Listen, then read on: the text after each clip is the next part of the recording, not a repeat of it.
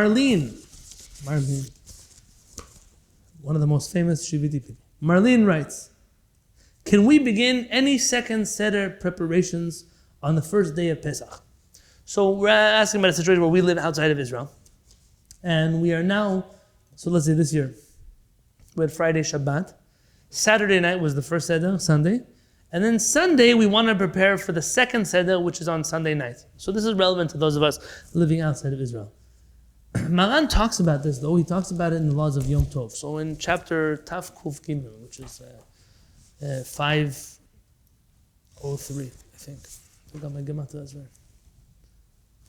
Wrong volume.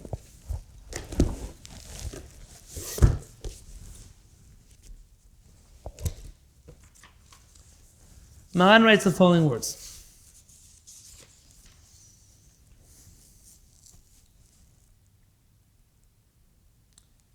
So the chapter title is, you're not allowed to prepare from one holiday to its friend, into the next one. From one day to the next one. Asur lefot, it's forbidden to bake, or levashel, or to cook, or lishchot, or to slaughter, b'yom tov, on Yom Tov, l'tzoch machal, for tomorrow. It's a weekday, let's say. Afilu hu Shabbat or Yom Tov, or even if it's Shabbat or it's Yom Tov. So you cannot prepare from today Yom Tov, not for a weekday, not for the next day which is Shabbat, not for the next day which is Yom Tov.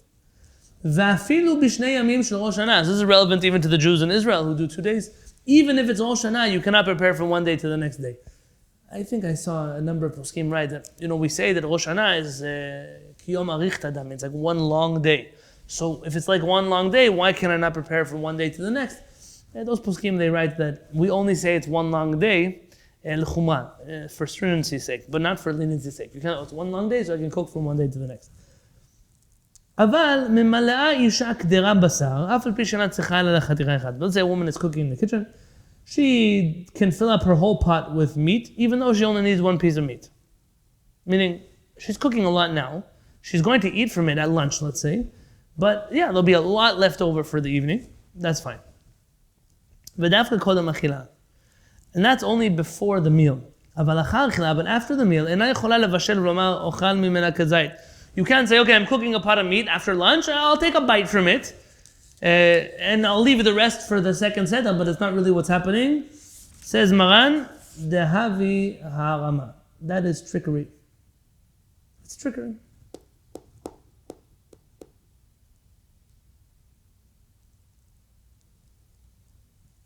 Why is it trickery? Because you're not allowed to be a liar.